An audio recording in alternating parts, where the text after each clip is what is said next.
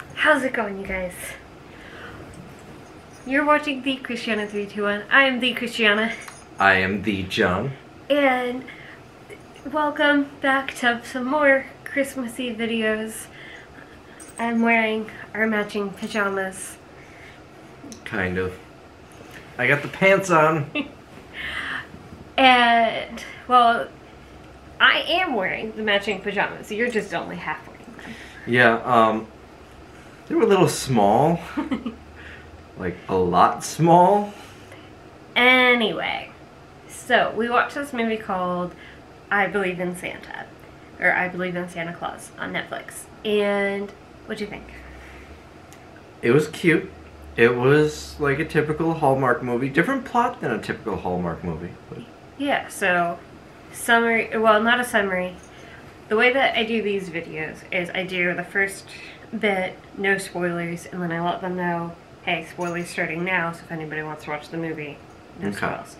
But so the basic premise is there's a single mom, she's a journalist, writer person, and she loves the 4th of July, does not like Christmas very much, and she ends up dating this guy starting on the 4th of July, that's when the movie starts, who is obsessed with Christmas and actually believes that Santa Claus is real, like fully actually believes it.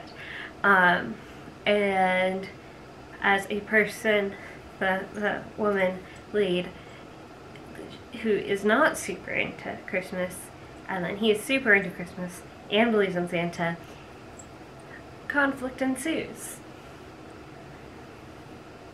Anything else you want to add to the setup?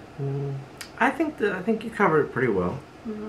The main girl has a daughter, and so that has some extra relationship things. One thing I did notice that I thought was kind of weird is, so throughout the movie, there's the lead girl, what was her name? Tina.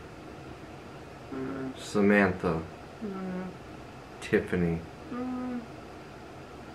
Something. And Tom, who is the dude who's super into Santa, and then the daughter is Ellie. Lisa. Lisa is the mom, main lady. And then Lisa has a best friend named Sharon, and Tom has a best friend named Hassan, who I think might be his, like, works with him or something. Must have, if they were giving legal advice together. Yeah, I thought that he was the assistant, but then at some point Tom has to, like, call his assistant to say something, and they don't say call Hassan. Hassan is one of the, like, 6 named characters in the movie. And then you know Lisa's boss's name, Grant. But so of the 6 named characters, Grant, Lisa, Tom, and Ellie are all white. And then the 2 best friends, Sharon and Hassan, are not white. Hassan. The subtitles spelled it without an H. I'm used to seeing it with an H. Those might be completely different names, and I'm just super ignorant. But it was weird that the only 2 people of color pretty much in the entire movie were just the best friends, who also had 0 plot associated with them. Like, you find out Hassan is gay early on, but he never is seen with a date. He never talks about having a relationship. He never, like, other than, oh, there's cute guys here that I could flirt with, or cute guys here that I could meet. Other than that, like, it doesn't come up, and you know nothing about him. I mean, you really know nothing about anyone except the 3 main characters. Yeah, you don't know anything about Grant either, the boss dude. But yeah, the 2 best friends, there is no B plot to this movie. It is just the A plot. There was another person of color. Who? The beatboxer on the caroling team. Okay, but not a named character. We never find out his name. Which, like, I want to know way more about an a cappella group that does caroling at one of the Christmas events. it seemed like there was drama in the group. Like, did you notice the one girl kept trying to be the lead? I just want to know why they had different sized microphones. I feel like, look, if we're starting an a cappella group, we're going to go to Guitar Center and buy 4 of the exact same microphone, or you would go on Amazon, but it'd be the same micro. Why would, like, one lady, the microphone was like the size of a hot dog. She was holding it like this. The other lady was like this long, like a news anchor. Yeah. It made no sense at all. But yeah, so it had good Hallmarky kind of feels. It was, I don't know, part of me thinks that like, if it wasn't for the weird plot and the weird writing, it almost has, like, a really deep meaning. If instead of you're in a relationship and one person doesn't believe in Santa and isn't, like, super into even the traditions around Christmas, and the other person super believes in Santa, super loves all of the traditions, wants to do all of it, it felt a lot like an allegory and metaphor for being in a relationship where one person is either atheist or just, like, agnostic, not really involved in religious life, and the other person is super religious. Did you get that at all? Not at all. Oh. Like, a lot of his arguments for Santa being real were similar arguments that I've heard for people arguing God being real. And then later on in the movie, they do make that analogy more clear when she's talking to Hassan about his faith. He's Muslim, and how, you know, he's been surrounded by people living in Colorado. He's surrounded by a lot of people who don't believe the same thing as him, and so to me, it made that metaphor a little bit stronger. It was, like, kind of a ridiculous premise of Santa being real or not being real, because there are certain things that Santa is supposed to do that when you're an adult, like, there's clear evidence that it's not happening, kind of thing. Whereas with a lot of faith and a lot of religion, you can't necessarily disprove it. Like, there's not a whole lot of concrete things that's like, okay, if this religion is real, then X is going to happen, kind of things. Whereas if Santa is real, then presents are going to be delivered with no one knowing where they came from. What I was curious about early on, so every Christmas movie where Santa is real, the parents don't believe in Santa. It's just made up. It's baloney. But then where do all the gifts under their tree come from? I'm curious about the other way around. If Santa isn't real, but this guy, and this is what I was thinking going into it, this guy firmly believes that Santa is real, then why aren't gifts showing up? And that's where I was curious on how they were going to explain it. Yeah. They never really did tell us if this movie, Santa, actually is real or not. They made some... what's the word I'm looking for? No spoilers. I'm not making spoilers. Okay. They hinted in both directions. Yeah. So the movie's full of a lot of, like, really great holiday moments. Of, like, seeing the lights, seeing the Christmas tree,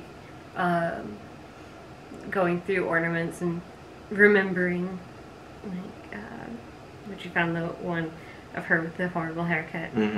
She looked like Lloyd Christmas. And so it's got a whole lot of good Christmas feel good moments. Who would you recommend this movie for? Anybody who likes cheesy Christmas movies. It was simply that. It was a feel-good movie, a lot of fan service, very predictable. I'm a sucker for that. I love that. So I enjoyed it. But if you're one of those Scrooges who hates happiness and wants to stomp on flowers and just doesn't like good things, then you might not like it. That's true. I very much enjoyed it. Like I said, there are some kind of deep metaphors that you could read into it. There's some very cheesy moments that you come to expect from movies like this. Not a bad thing, but just a thing that is in there.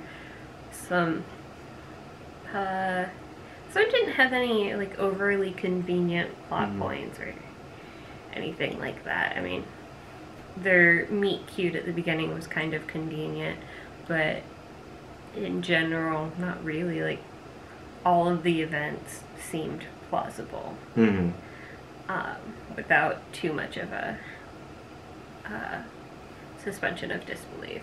No, there was one thing that really was not plausible at all. Fireplace? Well, that too. The fireplace, which I interpreted as it's a real fireplace, but the props department did a horrible job making it look like a fireplace. Where they were supposed to fix it in post and like add in the fire. Yeah, it had CGI. a little bit of glow, like they put a glow stick in the bottom of this, and maybe they were gonna CGI the flames. But anyways, that wasn't it. In the opening scene, 4th of July, remember, we see him with a Christmas coffee mug. He's clearly obsessed with Christmas, rightfully so. It's wonderful. They date for 5 months before Christmas happens. She was unaware, somehow, that he loves Christmas. That was the most unbelievable part to me. Yeah, I feel like he knew that his obsession with Christmas was unhealthy, or like was much stronger than most people's, and he knew, especially the Santa thing, wasn't acceptable, like, to most people. He and Hassan had several conversations about it. So it's possible he was toning it down around her. That's a lot to tone down. I mean, you're not even using your coffee mug. Yeah, I mean, maybe his other coffee mugs, maybe he didn't drink coffee around her. At least not out of a mug at home. Maybe they just went to coffee shops. But also, other than Christmas time, he didn't hang out during the week. He only hung out on weekends. That's true, but people do still drink coffee on the weekends. They do, but at least for me, I'm more likely to go and get like Starbucks or something somewhere else. Not necessarily drink it out of a cup at home. I feel like he would have other things though, like a travel mug or something. Or even non-coffee things, like the background screen on his phone, or maybe a shirt that he wears. Something, a throw pillow on his couch that might be Christmassy. Yeah. I don't know. I agree. I think it's unlikely unless she was like purposefully ignoring red flags like people do at the beginning of relationships. She had rose-colored glasses on against the small signs, and he was hiding it well enough that the signs were small enough, kind of thing. There's another thing that really bothered me about this movie. It's not a spoiler, but it is something that you see towards the end. So they're in her house. She has 3 ovens. There's a double oven, like one of the built-ins, upper and lower double oven. And then you get a little bit of counter space, and next to it, another oven. Yeah. Who has 3 ovens? 3 full-size ovens for a single mom of 1. Yeah, that was weird. I don't understand. Great for making Christmas cookies. I don't see any other logical reason why someone would have 3 ovens in their house. If you have 3 ovens in your house, please comment down below and let us know. What do you do with them? Other than like cook for Thanksgiving and Christmas, and I guess if you're making a lot of cookies, like, is there any other time that you find that you are using all 3 ovens at once?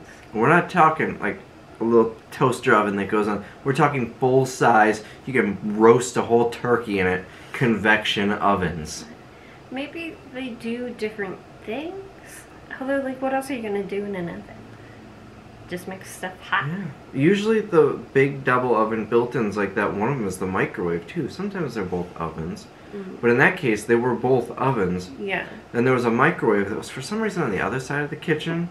It was a huge kitchen. Above the single oven, I couldn't tell because there was like angels garland hanging in front of it, but it looked like there was another microwave too. I did not notice that. It's like when they were filming and choosing a location for the apartment, they're like, oh, this church kitchen over here would be a great place to say as an apartment. Yeah, or like if you're in an apartment building and you have a communal, like, party space or event space, I could see having that many ovens there. Or, like, anything like that. But this was in her house. They were just in a normal, like, neighborhood house. Yeah, single family home. So I agree with you on that. I will say, before we get to the spoiler section of the video, the reason why I picked this movie. So I started watching this movie a few days ago, and I got about 15 minutes in, and I had to stop. No, I have to watch this movie with John, because of how obsessed this guy was with Christmas. I didn't know at that point that she didn't like Christmas. I do enjoy Christmas, but at the time it seemed like kind of similar to how I thought John was going to be. So our very first conversation on the dating app, in his profile he had something that said, like, people celebrate Christmas or start decorating for Christmas at the wrong time. I messaged him because I also decorate for Christmas earlier than most people in America. But I messaged him asking, like, oh, when do you think that they should start decorating for Christmas? Because I didn't know. Could go either way at that point. Either too early or too late. So I was half expecting him to say December 21st and be like a total Grinch, and then I'd be like, you're dumb, you're a Grinch, I hate you. And it'd be a fun conversation. And then he said September 25th, which is not what I was expecting. I thought, like, the earliest anybody decorated for Christmas was in October. And even that is too early. I am a November 1st person.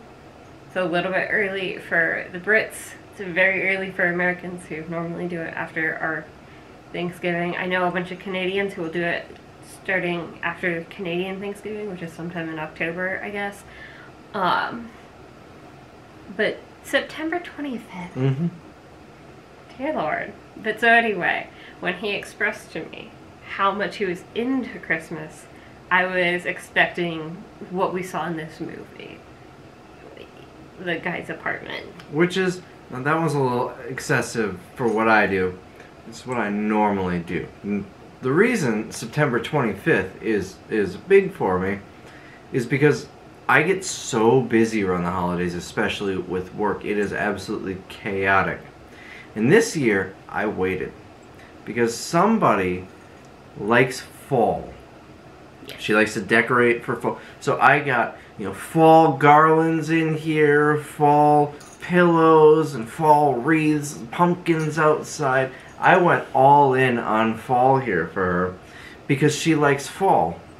Well, the problem is, by the time it was acceptable to start transitioning that stuff to Christmas, I was so busy at work I had no time for it. So next year, it's going to be September 25th. I hate to tell you, but you're not going to get fall unless we're doing it in early September.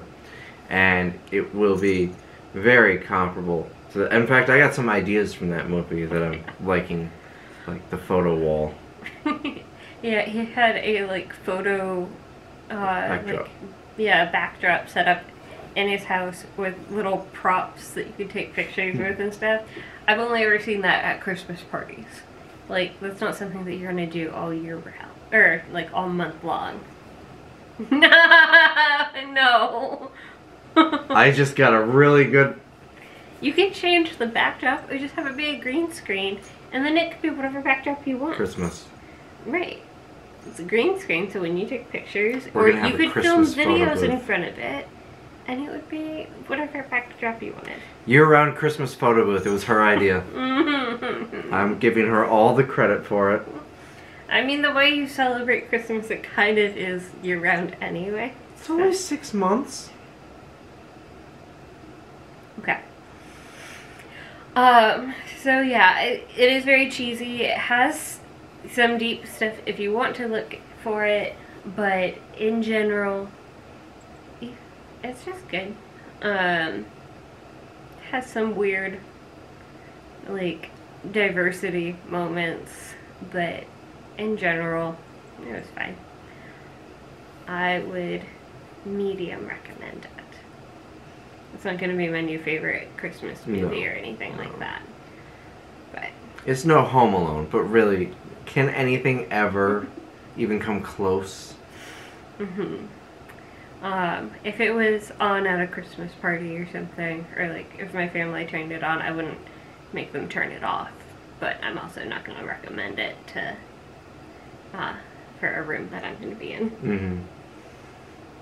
It's one of those that I'm happy I watched. I enjoyed it.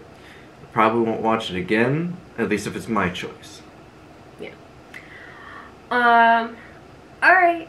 Well, we're going to move into the spoilers portion of the video. So if you're going to leave us a comment down below saying no spoilers, please. And like and subscribe. And you guys get out of here, except for if you want to be spoiled. If you want to be spoiled, you can stay. Okay. Alright. So, the rest of the movie. So, find out he loves Christmas, he believes in Santa, and then it becomes him trying to convince her to love Christmas as much as him. And to potentially believe in Santa. Or at least accept the fact that he believes in Santa. And that leads to a lot of, like, interpersonal conflict that it's kind of well done, kind of just, like, it's just grown-up talk to each other. Not super exciting, not super anything. And then they break up. And it's very sad. They break up because he likes Christmas too much.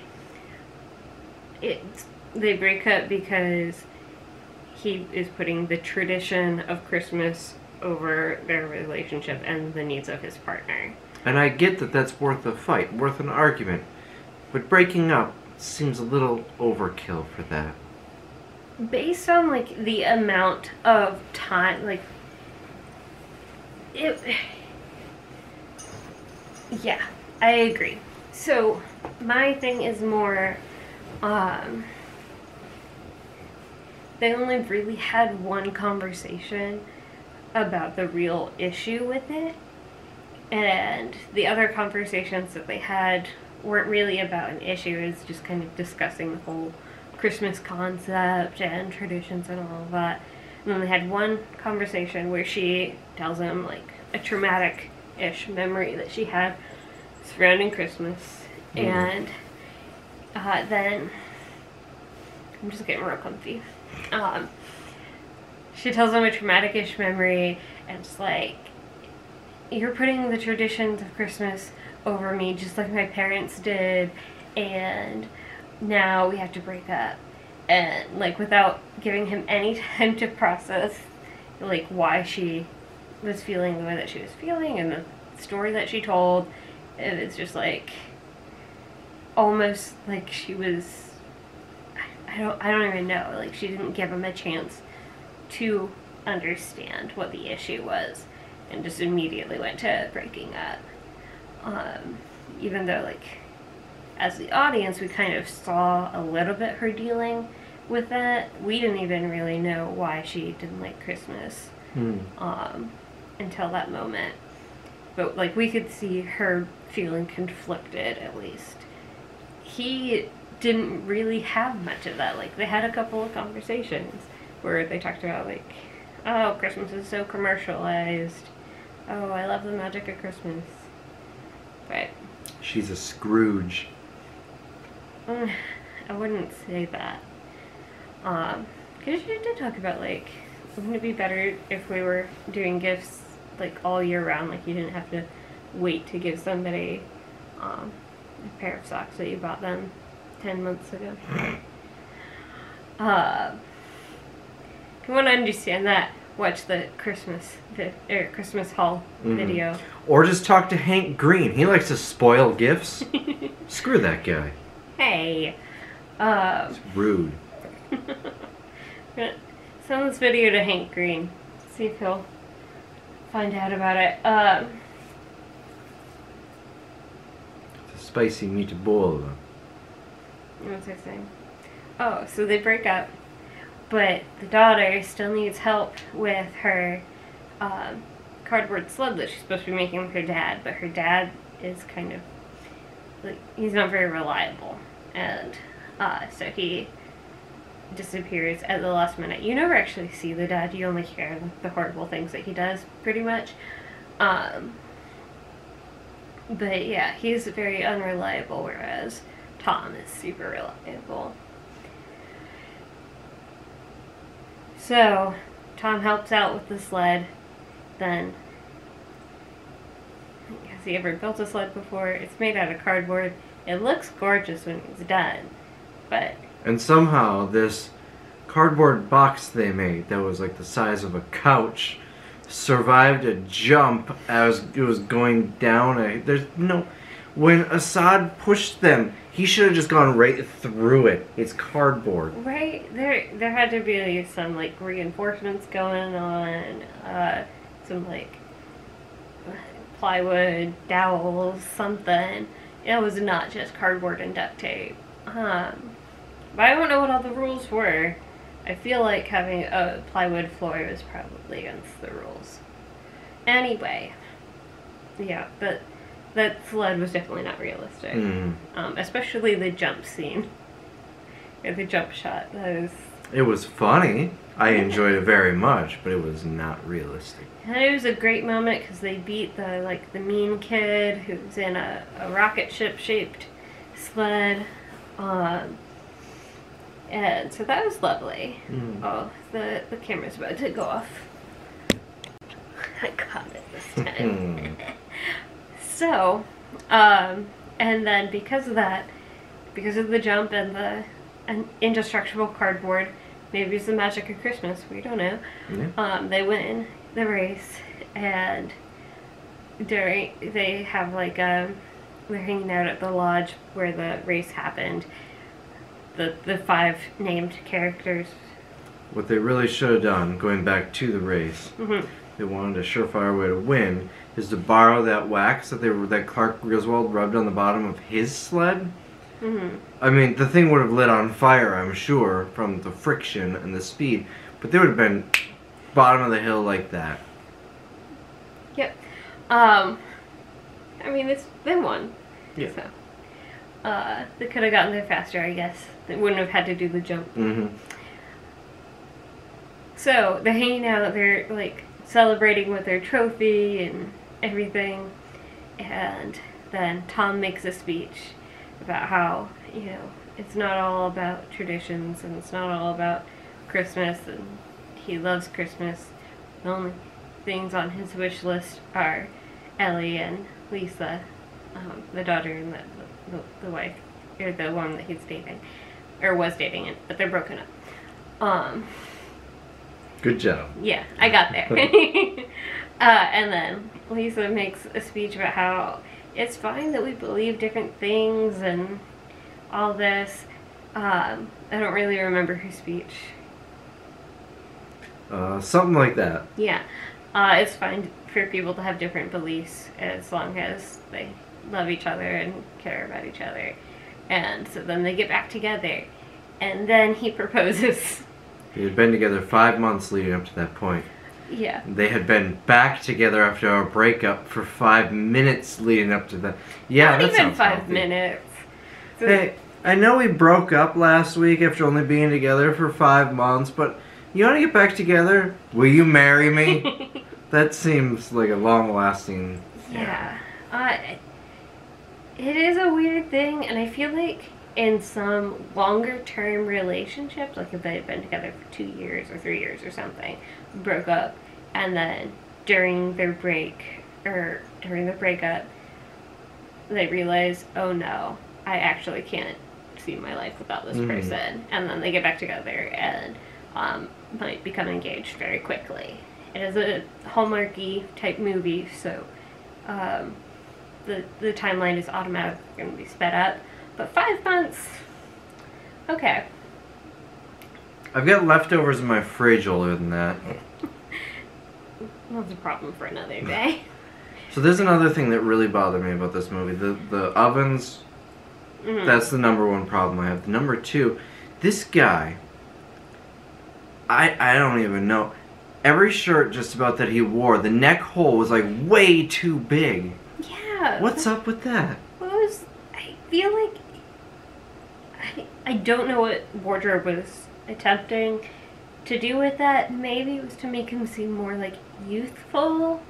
Because it like seemed more like a little kid T-shirt instead of a grown-up shirt. It's like Elmer Fudd was wearing it before him and just stretched out the neck hole. Yeah, I don't... Because I don't feel like it did make him look more youthful. No, it made him look kind of creepy. Yeah, especially that one, the like first day he came over to organize the ornaments, the like striped one. Really cool, like elfish shirt. You know, red and white stripes, green collar. If it was like this, it would have been great. But it was like this. Yeah. Well, it was like almost like my neckline. Yeah. But on a male like t-shirt kind of material, not a tank top, and not a like kind of. So weird. It was a choice that somebody made. It was a bad choice.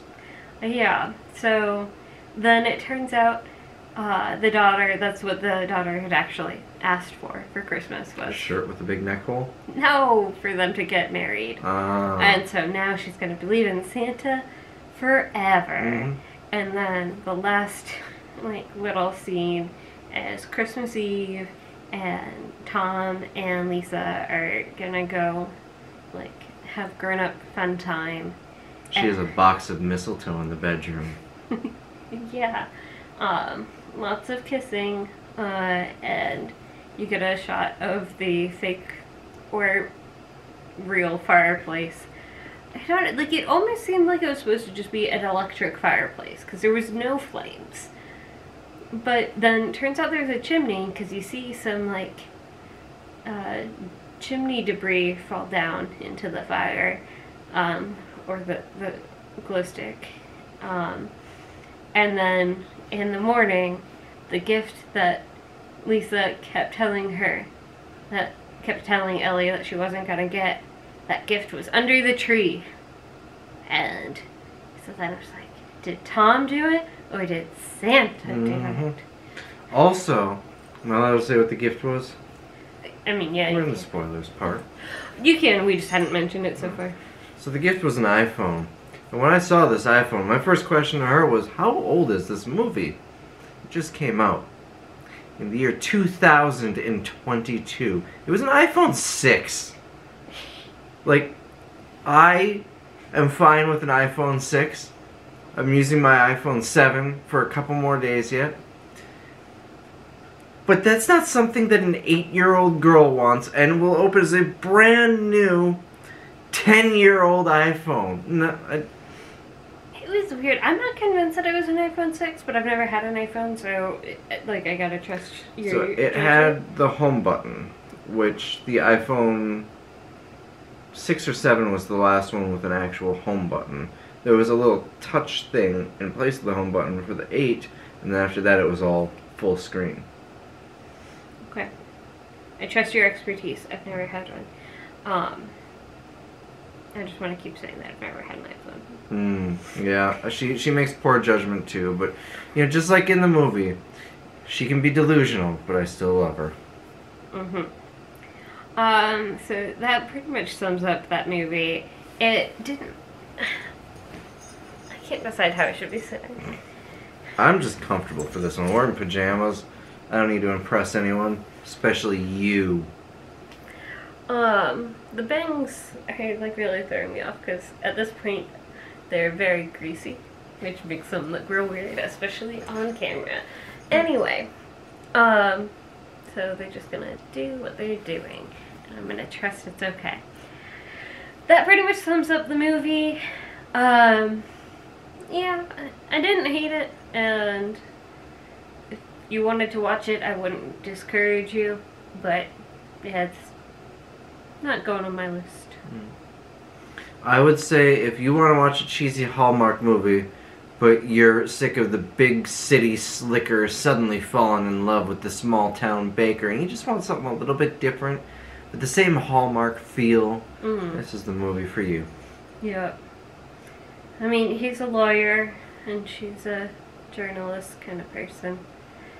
But neither of them have to leave to go to like an apple farm that they need to save from the bank and learn how to make pie.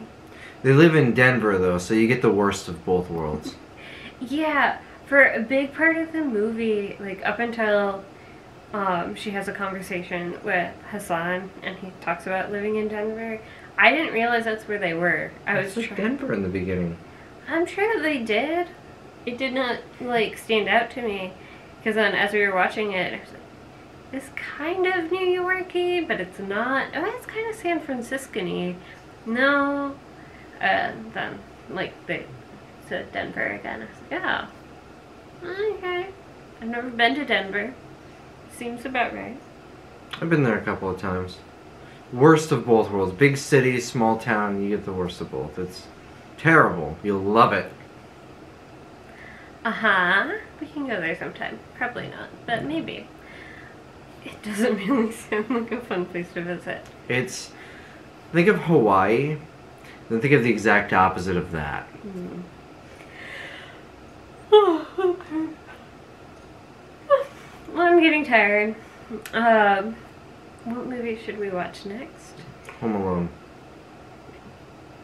We've both already seen Home Alone. That's okay. I've seen Home Alone twice this month already, and I'm ready to see it again. We could do a live stream of watching Home Alone and doing commentary. Okay. I don't know how that works. Would you watch that? Well, are you going to answer? You can let us know in the comments below, or what movie we should watch and review, or watch on a live stream. I don't know. I'm interested in the concept of live streams. Whether or not they'd be good. No. I like editing out a lot of stuff in my videos, but lately I've been doing so many unedited videos, it's basically the same as a live stream. So, good night, sweet dreams. Merry Christmas. Merry Christmas.